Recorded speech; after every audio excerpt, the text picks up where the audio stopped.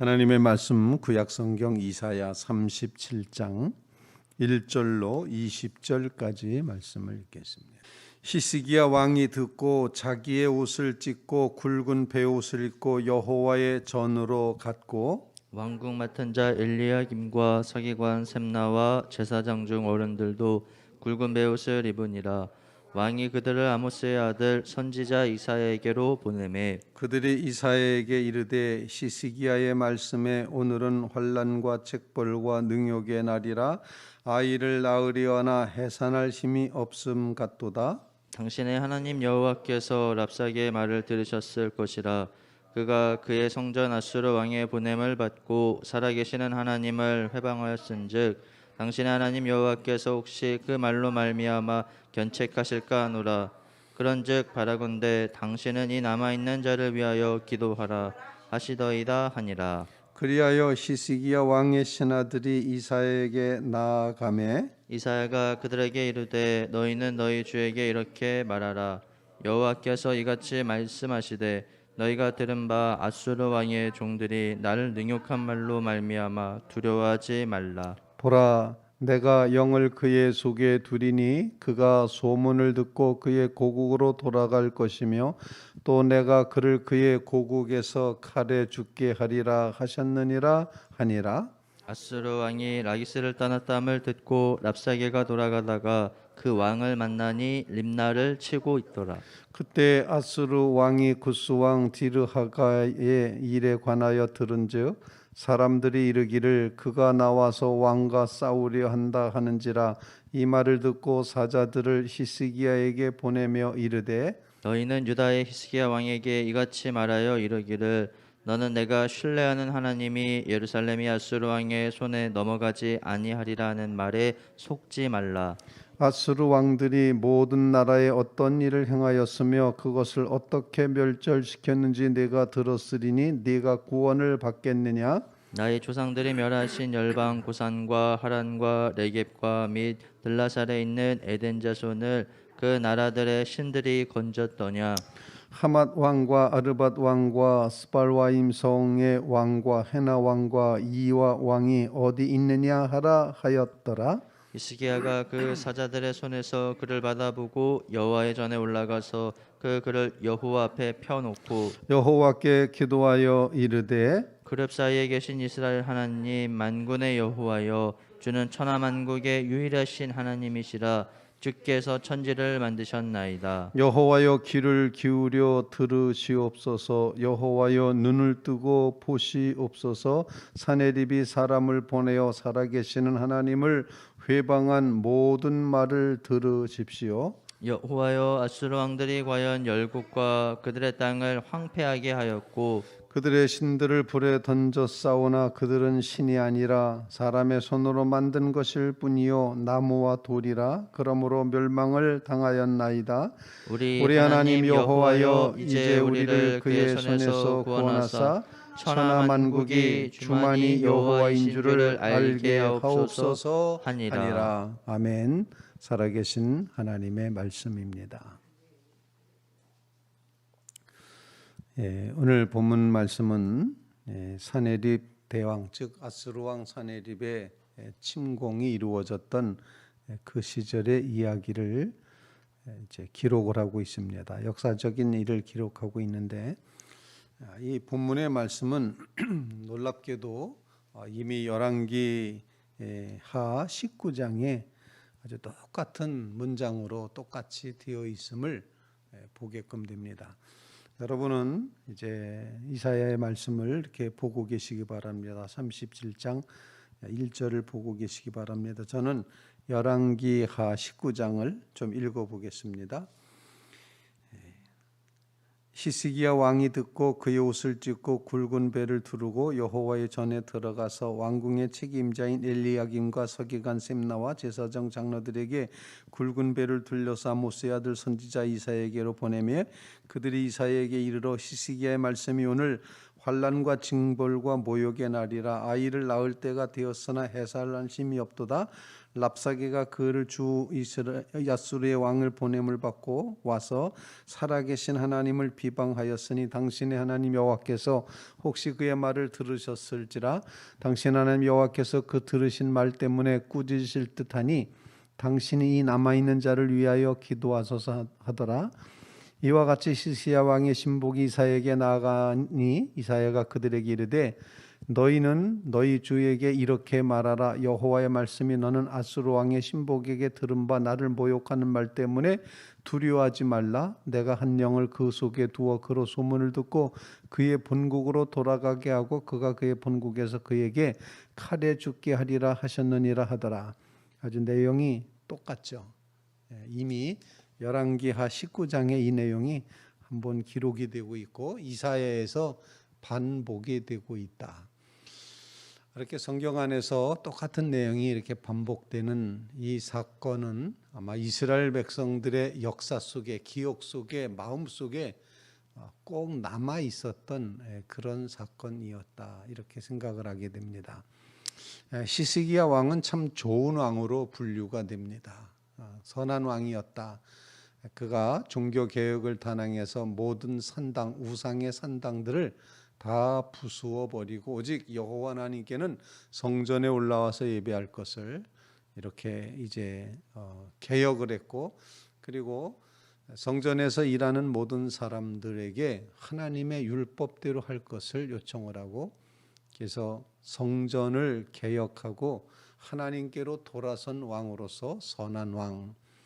그런데 하나님 앞에 이렇게 선한 왕임에도 불구하고 아수르가 쳐들어왔을 때는 그 문제를 인간적인 방법으로 해결하려고 아수르에 반대됐던 애굽 사람들에게 기병과 마병을 요청하는, 그래서 애굽의 원조를 구하는 그런 일을 보게끔 됩니다.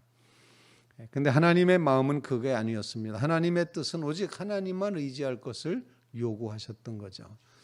그래서 결국에는 아주 정말 절대절명의 위기에 빠져 있고, 아수르의 사네립은 자기의 신하였던 사네립을 그 대신으로 삼아서 이제 이렇게 메시지를 전하는데, 아주 그 랍사게는 완전히 얍삽한 사람처럼 그렇게 아주 정확하게 이스라엘 백성들의 마음에 아주 콕콕 찌르며 칼로 째듯이 그렇게 아주 심각하게 위협이 되는 말로다가 계속 말하고 있음을 보여주고 있습니다.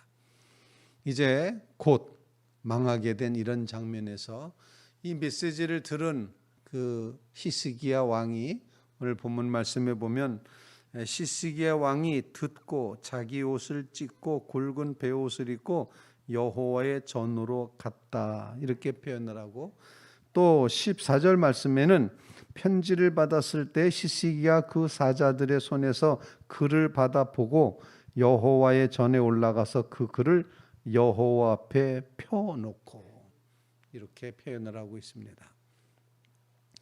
위기가 닥쳤을 때, 위기가 닥친 이유는 하나님 섬기지 않고 인간적인 방법으로 살아가려고 했던 인본주의적인 그런 해결 방법을 가졌을 때 위기가 더 커졌습니다.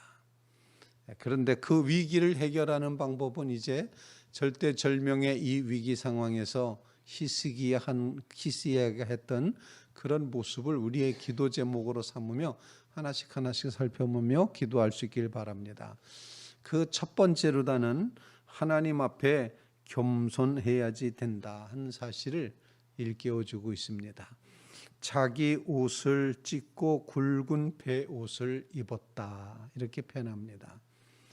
다른 말로 표현하면은 나는 정말 아무것도 아닙니다 라는 이런 표시가, 이처럼 옷을 찢고 굵은 베옷을 입는, 가장 슬퍼하는 모습, 가장 비천한 모습, 가장 약해진 모습, 더 이상 나는 기댈 것이 아무것도 없는 연약한 존재입니다. 이거를 고백을 하는 겁니다. 우리가 하나님 앞에 이와 같은 가장 낮아진 마음, 가장 겸손한 마음, 가장 상한 심령으로 주님 앞에 나아가는 것, 이것이 성경 안에서는 부끄러운 일 아닙니다.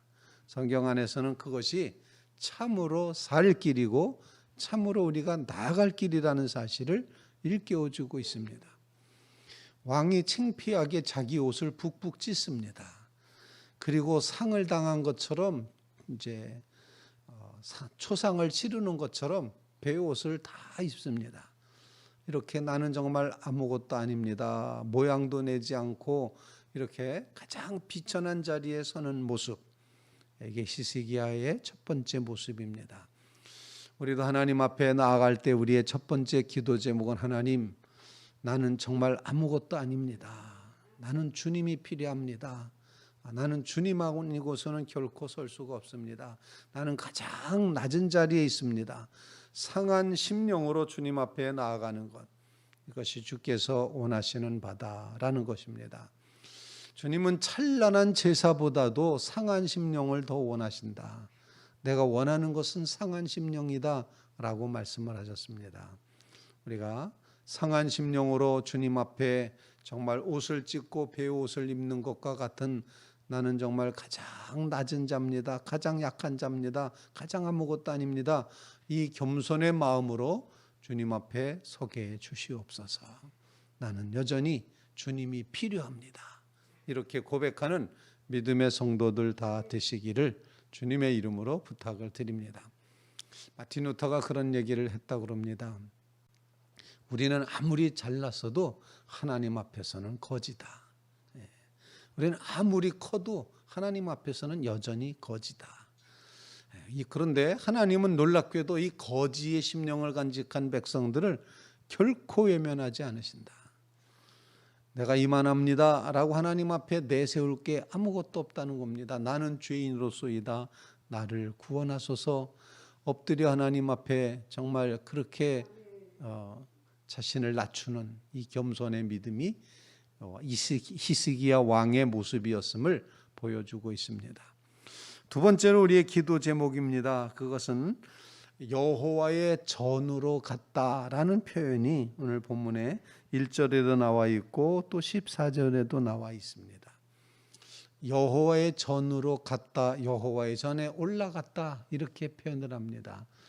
하나님 앞에 가는 것입니다. 여호와의 전에 갔다고 하는 것, 여호와의 전에 올라갔다고 하는 것, 이거는 하나님 앞에 나아가는 믿음으로 우리가 그렇게 고백을 하게 됩니다. 정말 하나님을 기쁘시게 하는 것 중에 하나는 이렇게 낮아진 마음, 상한 심령을 하나님의 기쁘시게 하지만 또 하나는 하나님께 나아가야지 된다는 겁니다. 접근해야 된다는 것입니다. 가까이 가야 된다는 것입니다. 하나님과의 거리를 좁히는 역사가 이루어져야 된다.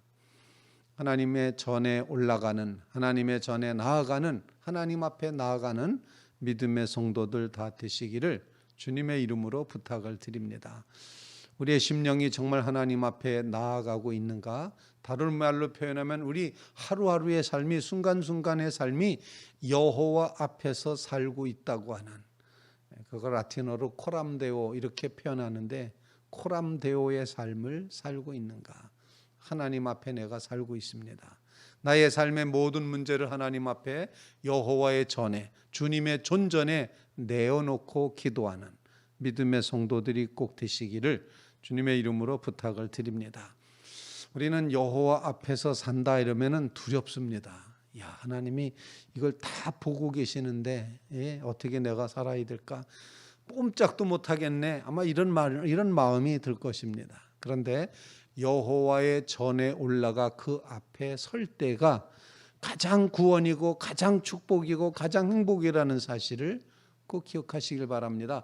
완전히 18만 5천 명이라고 하는, 이게 죽은 사람만 18만 5천 명이니까 얼마나 많은 군대가 그들을 이제 둘러싸고 있겠습니까? 정말 아주 극도의 두려움 가운데 빠져 있는데 하나님의 전에 올라가니, 하나님 앞에 서니 드디어 그의 삶에, 히스기야 왕의 삶에 새로운 전기가 마련되게 되는 것입니다. 오늘 말씀에 의지해서 여호와의 전에 올라가게 하옵소서, 여호와 전 앞에 우리의 심령을 드리게 하옵소서, 하나님 앞에서 살게 하옵소서, 코람데오의 삶으로 살아가도록 인도해 주시옵소서. 간절히 간구하는 믿음의 성도들 꼭 되시기를 주님의 이름으로 부탁을 드립니다. 세 번째로 시스기야 왕은 오늘 본문 말씀 14절에 있는 것처럼 그가 여호와 앞에 펴놓고 문제를 하나님 앞에 펴놨습니다. 여러분도 다 문제를 하나님 앞에 펴놓으시기 바랍니다. 그리고 15절에 여호와께 기도하여 이르되, 기도하기 시작합니다. 기도하는 신앙, 하나님 앞에 구하는 신앙. 첫 번째는 뭐라고 말합니까? 들으시옵소서. 하나님 들어주십시오. 두 번째는 보시옵소서. 그렇게 기도하고 세 번째로다는 구원하여 주사 하나님만이 하나님인 것이 온 만방에 드러나게 해 주십시오.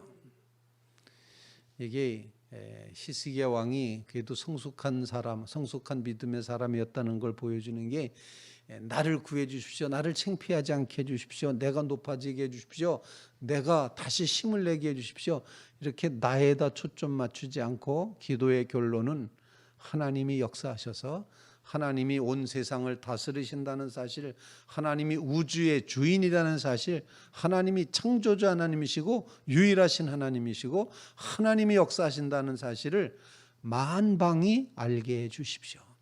하나님이 증거되기를, 하나님이 드러나시기를, 오직 주만이 영광 받으시기를 위하여 기도하는 그런 기도를 오늘 이제 하고 있습니다. 16절 말씀입니다. 그룹 사이에 계신 이스라엘 하나님 여호와 하나님 만군의 여호와여, 주는 천하 만국의 유일하신 하나님이시라. 주께서 천지를 만드셨나이다. 창조주 하나님께 고백하고 유일신 하나님을 고백하죠. 여호와여, 주 귀를 기울여 들으시옵소서. 여호와여, 눈을 뜨고 보시옵소서. 사내립이 사람을 보내어 살아계신 하나님을 회방한 모든 말을 들으시옵소서. 여호와여, 아수르 왕들이 과연 열국과 그의 땅을 황폐하게 하였습니다. 역사적인 사실입니다. 아수르의 그 왕들이 주변 국가들을 얼마나 괴롭히고 멸망시켰는지 압니다. 그런데 그들의 신들을 불에 던졌지만 그거는 신이 아니라 우상일 뿐입니다. 사람의 손으로 나무와 돌로 만든 것일 뿐입니다.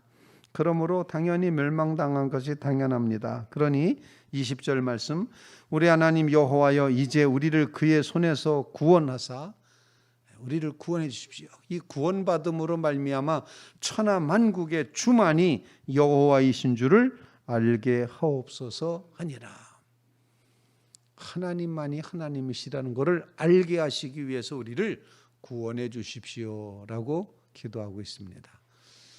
들으소서, 보소서, 구원하소서, 이렇게 기도하는 히스기야의 기도는 하나님께서 기뻐 받으시는 기도로 응답되었음을 우리가 알 수 있습니다. 본문 말씀에 기록되어 있는 것처럼 7절 말씀에 보라, 내가 영을 그의 속에 두리니, 즉 그의 속은 사내립 대왕입니다. 그의 속에 두리니, 그가 사내립이 소문을 듣고 사내립의 고국 아수르로 돌아갈 것이며, 또 내가 아수르를 그의 고국에서, 즉 사내립 왕이 그의 고국 아수르에서 칼에 죽게 하리라 하셨느니라. 그 대단했던 사내립 왕이 죽는 것은 성경에 그냥 간단히 기록을 하고 있습니다. 그렇게 대단했던 왕인데, 그렇게 괴롭혔던 왕인데, 그렇게 거대했던 왕인데 하나님이 죽이시니 순간에 성경 아주 간단하게 한 절로 그렇게 표현하고 있는 것을 보게 됩니다. 우리 이 말씀을 통해서 정말 하나님께서 원하시는 그런 모습을 여기서 보게 되는데, 열왕기하 19장 마지막 부분에 이렇게 표현합니다. 아수르 왕 사내립이 떠나 돌아가서 니느웨에 거주하더니 그가 그의 신 니스록의 신전에서 경배할 때 아드람멜락과 사레셀이 그를 칼로 쳐 죽이고 아라랏 땅으로 그들이 도망가매 그의 아들 에살핫돈이 대신하여 왕이 되니라. 암살당하고 말았다. 하루아침에 죽고 말았다. 이렇게 사내립의 이제 그 죽음을 표현을 하고 있습니다. 오늘 말씀을 통해서 하나님 앞에 나 자신은 정말 연약한 존재입니다. 겸허한 믿음, 그리고 주님의 성전에 올라가는 여호와의 전 앞에 서는 믿음, 그리고 간절한 마음으로 기도하되 들으소서 보시옵소서. 그리고 하나님이 우리를 구원해 주셔서 하나님이 하나님이심을 드러내 보여 주시옵소서. 오늘도 하나님이 하나님으로 드러나시기를 간절히 기도하며 나가는 주의 성도들 되시기를 주님의 이름으로 부탁을 드립니다.